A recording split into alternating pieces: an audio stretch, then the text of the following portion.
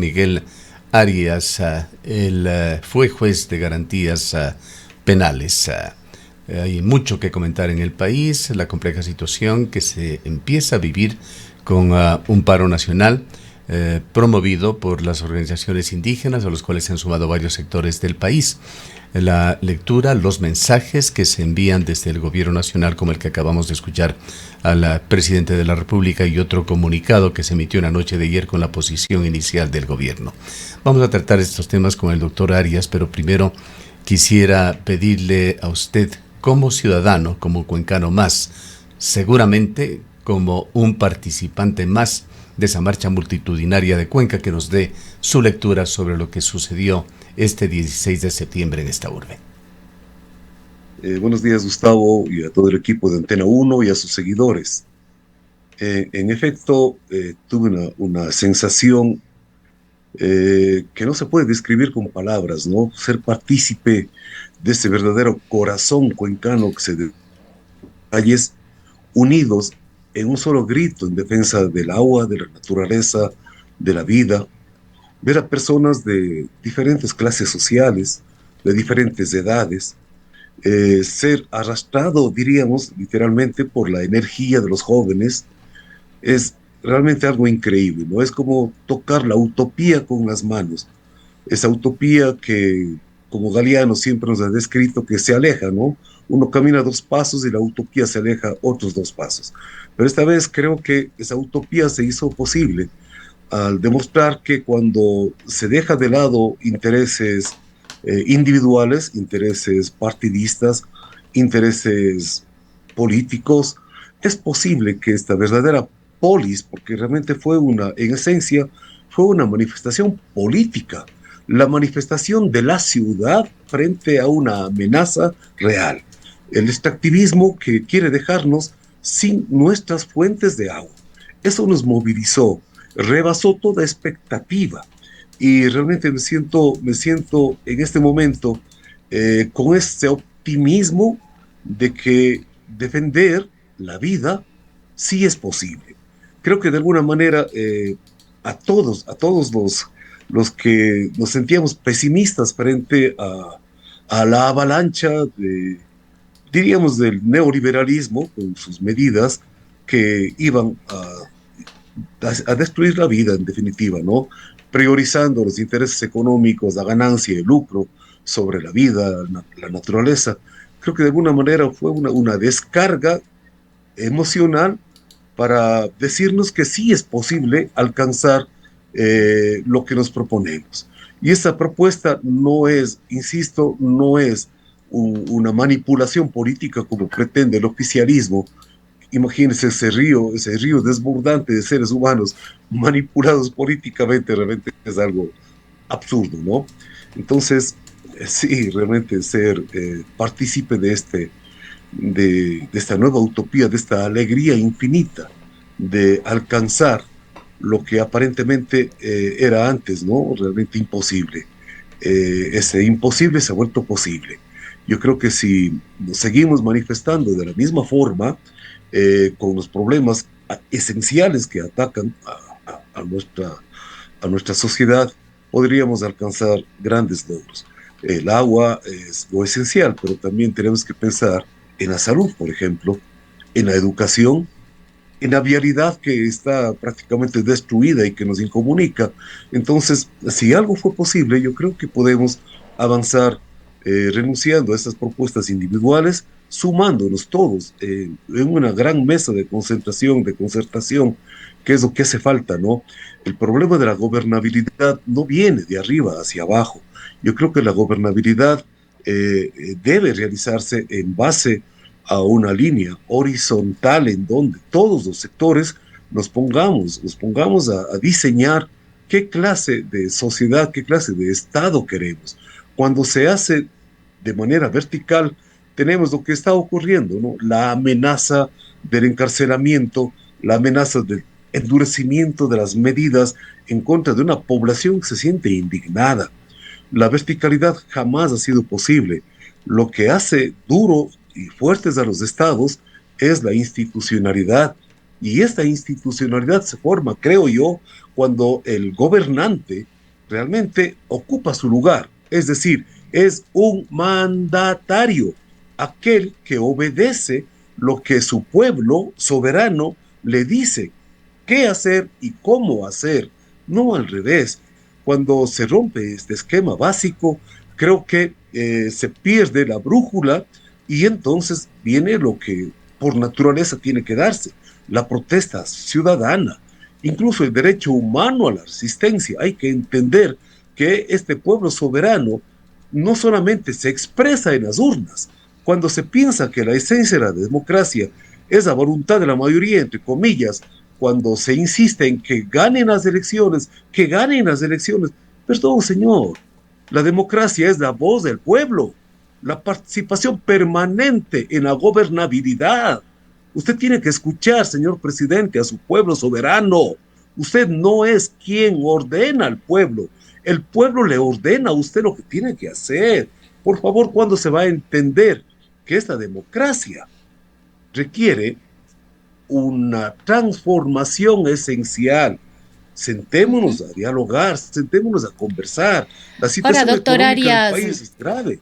Ahora, doctor Arias, muy buenos días. Lejos de esta posibilidad de apertura al diálogo y de sentarse a conversar, como dice usted, el gobierno nacional ha lanzado una narrativa en un intento de minimizar esta participación colectiva, desconociendo todo este proceso ciudadano y hablando de manipulaciones políticas, de los políticos de siempre, en definitiva, intentando desconocer esa masiva y enorme participación colectiva que se dio el día 16. ¿Qué consecuencias podría tener esto tanto para Cuenca como en el futuro del proyecto y esa mirada en la coyuntura que estamos viviendo ahora?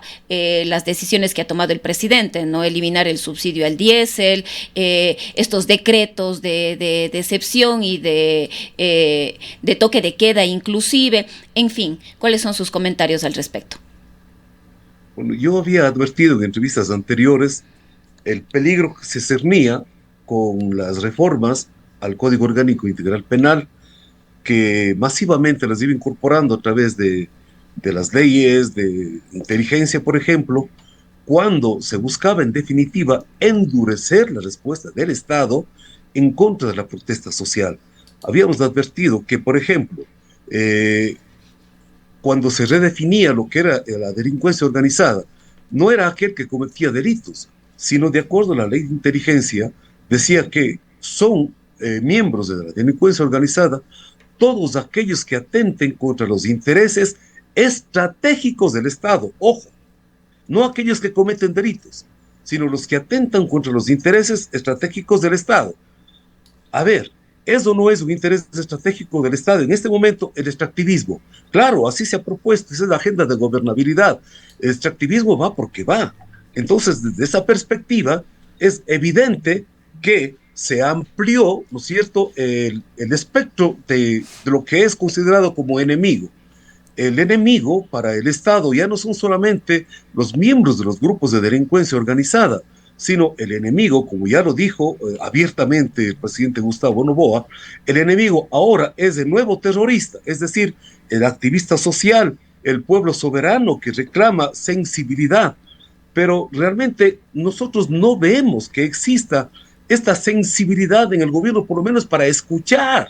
¿Cómo es posible que se quiera cerrar a toda una proclama de un pueblo soberano? El pueblo de Cuenca masivamente se ha pronunciado. ¿Y qué recibimos a cambio? Silencio total. Recibimos calificativos como que hemos sido manipulados por los políticos de siempre, denostando a esta voluntad soberana. Yo creo que ya nos evidencia que el jefe de Estado no quiere entender que él tiene que escuchar al pueblo. De ese modo, lo que tenemos, en definitiva, ¿qué es? Un derecho a la resistencia, que es un derecho humano. No somos terroristas, somos seres humanos que sentimos en carne propia las medidas económicas que nos afectan al bolsillo. Los padres de familia se ven desesperados porque ya no tienen cómo alimentar a sus familias.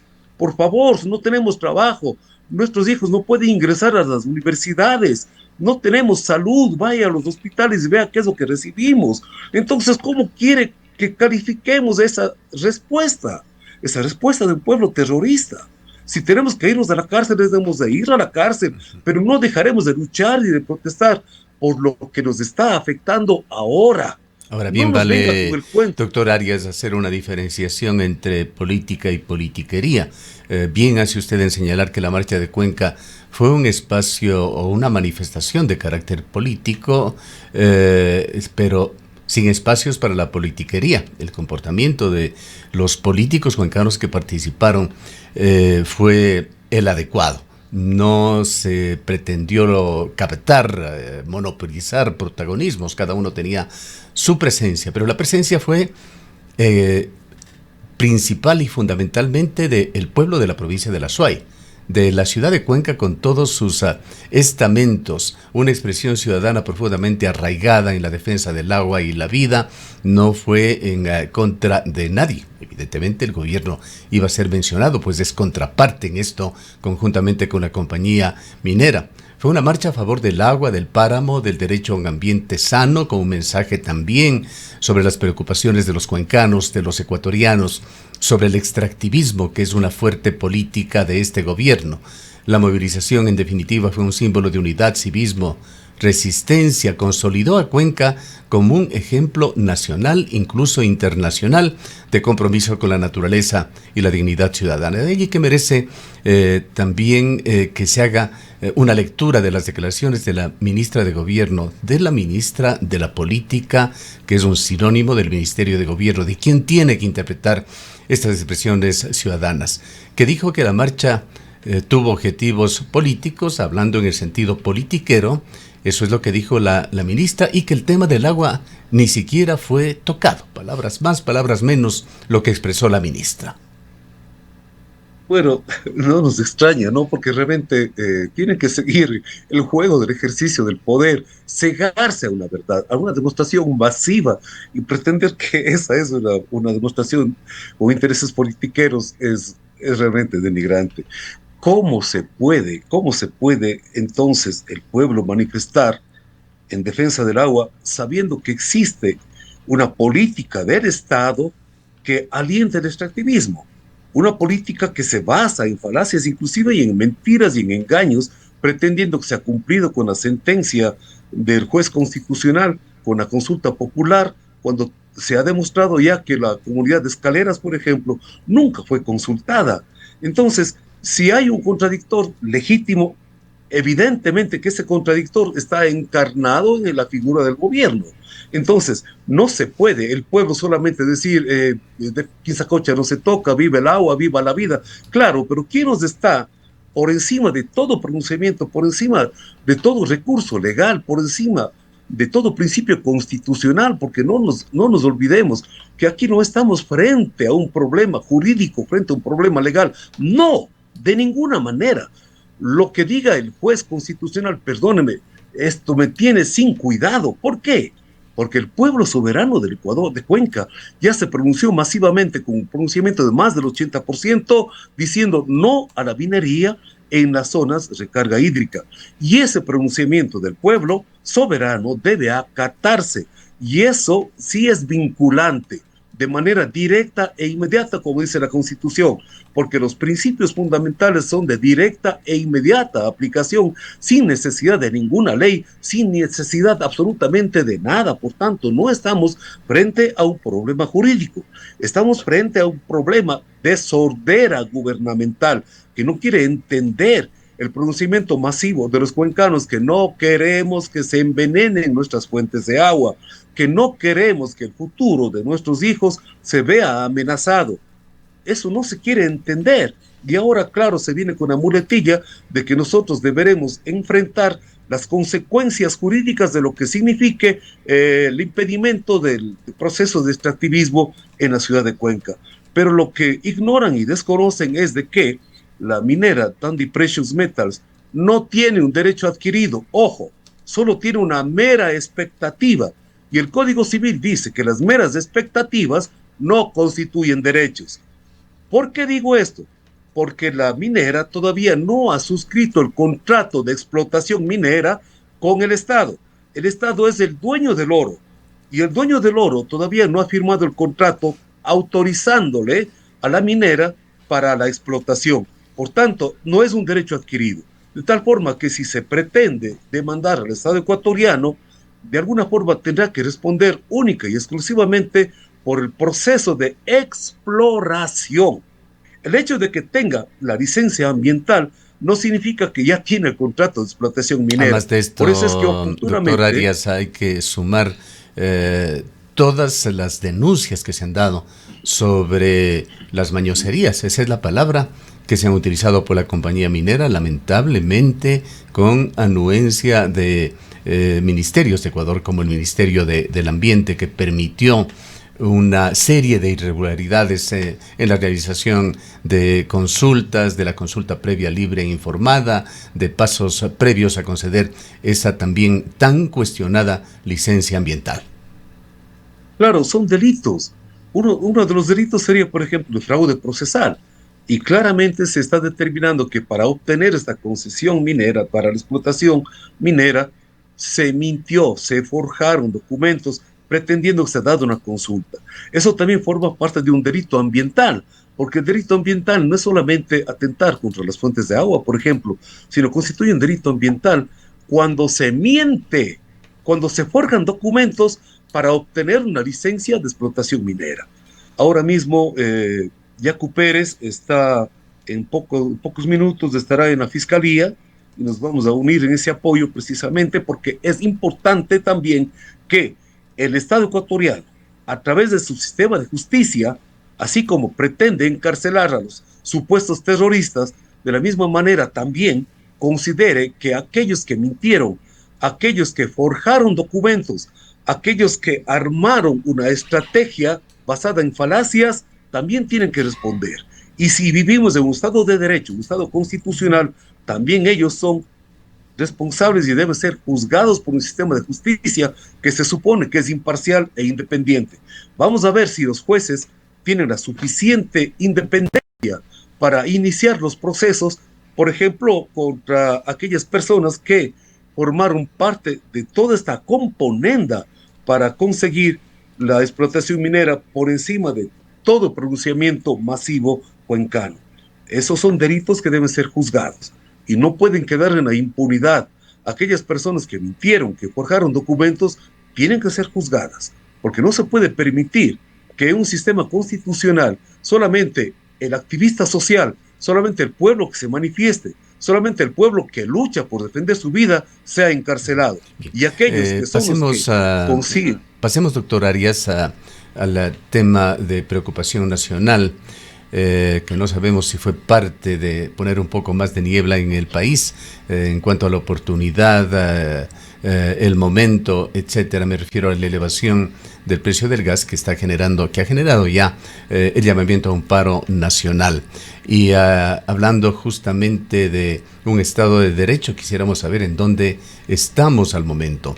Nadie quiere el caos en el país, esto lo dejamos como una premisa, pero sí el derecho a la opinión, el derecho a la protesta social, a la resistencia, que es lo que ha hecho Cuenca de la forma más digna y con la mayor altura este 16 de septiembre. Quisiera poner en pantalla, por favor, la imagen del decreto ejecutivo que emitió el presidente de la República, decretando el estado de excepción para la ciudad de Cuenca y otras 7, para Azuay y otras 7 provincias del país en las horas previas al inicio de la marcha. Y allí, en este mismo decreto, se resalta el derecho a la resistencia pacífica, por así determinarlo la Corte Constitucional. Quisiera, doctor Arias, considerando estos temas, saber en dónde nos encontramos, qué es lo que se garantiza, qué es lo que puede pasar en la situación actual con los estados de excepción, toques de queda, cambios que se han hecho al marco legal.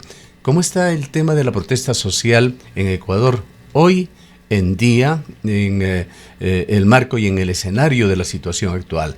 Explíquenos también los alcances del artículo 98 de la Constitución del 2008 y cómo se viene a ver afectado o limitado por la situación actual.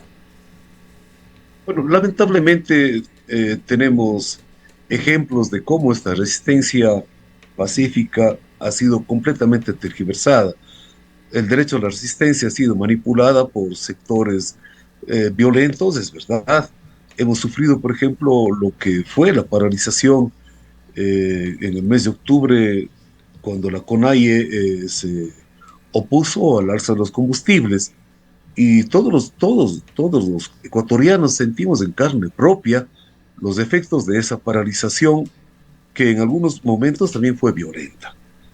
Yo creo que hay que retomar en esencia lo que significa el derecho a la resistencia, y creo que de alguna manera el pueblo cuencano ha dado un ejemplo de lo que debe entenderse por derecho a la resistencia. Una movilización absolutamente pacífica. Yo creo que nadie puede hablar de que esta masiva presencia de cuencanos haya atentado contra algún derecho fundamental. En el ejercicio de los derechos fundamentales hay una especie de pesos y contrapesos, como usted permanentemente lo señala en sus audiciones.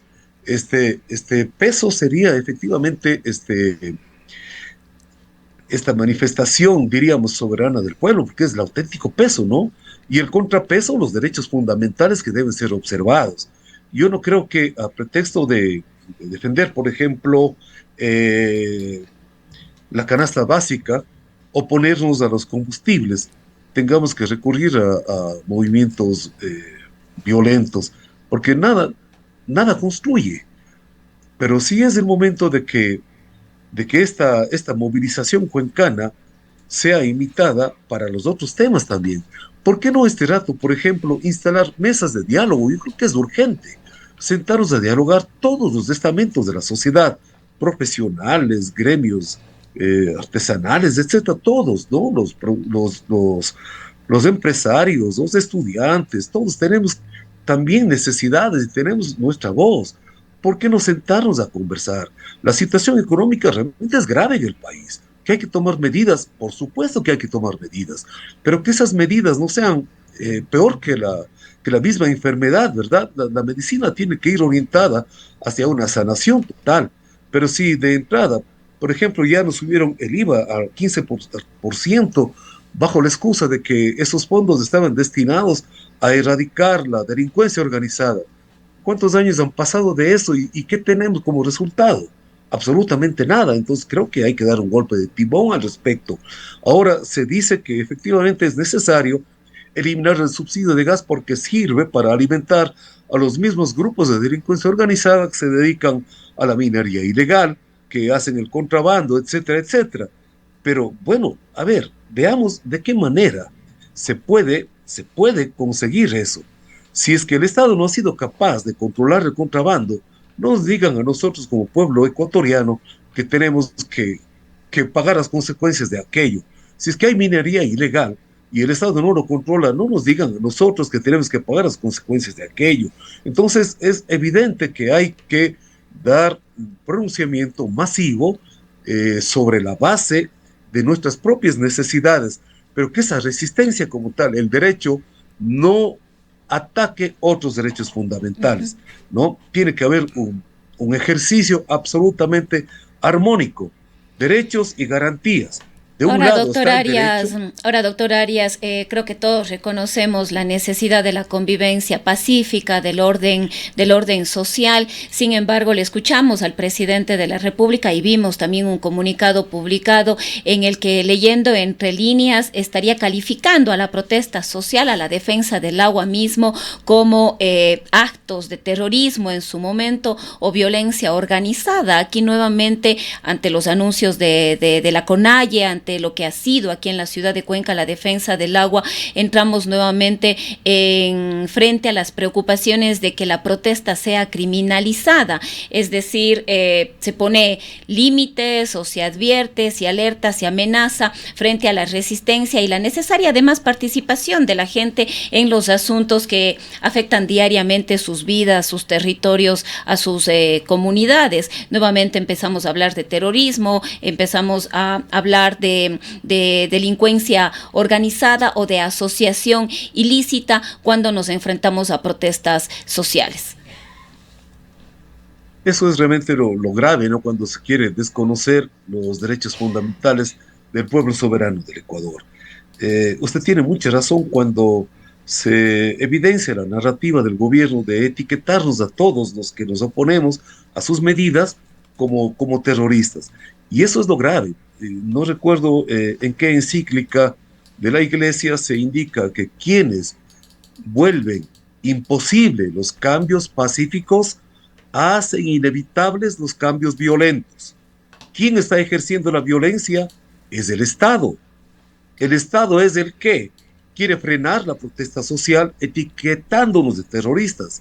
El Estado es el que pretende encarcelarnos con 30 años a todos aquellos que nos atrevemos a protestar. ¿Dónde está la violencia entonces? La violencia del Estado es la que tiene que ser corregida. El pueblo soberano tiene un derecho fundamental que es el derecho a la resistencia, el derecho a la protesta. Mientras no se atente contra otros bienes, yo creo que ese derecho fundamental no tiene que ser etiquetado bajo diferentes epítetos. No se pretenda frenar la indignación popular. Lo que se pretendió con la declaratoria de estado de excepción justo el día de la marcha soberana del pueblo cuencano no tuvo resultado alguno.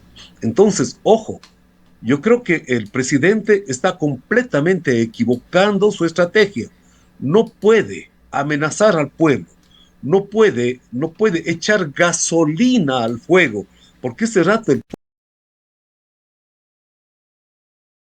está sensibilizado porque cada vez ve reducidas sus posibilidades de sobrevivencia.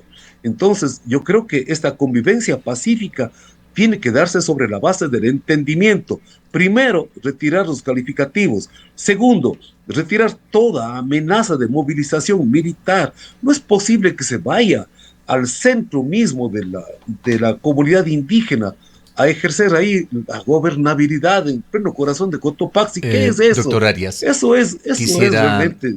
Realmente el tiempo se nos ha agotado, pero quisiera un comentario suyo para cerrar sobre esta frase de Daniel Noboa. Por favor, ponerlo también en la pantalla para quienes nos siguen a través de las redes sociales. Dicho por Daniel Noboa, lo acabamos de transmitir en Riobamba el día de ayer, textual. Los líderes gremiales que presionen a las comunidades a participar en protestas serán denunciados como terroristas y enfrentarán 30 años de cárcel. ¿Qué alcances puede tener esta expresión del presidente de la República? Yo creo que estamos ya pisando los indicios de un dictador. Solo un dictador puede pronunciarse de esa manera, porque yo creo que el Código Orgánico Integral Penal es el que señala cuáles son los delitos que se cometen y las sanciones. Pero que yo sepa, el presidente de la República no penaliza. El presidente de la República no ejerce tipos penales, no crea tipos penales.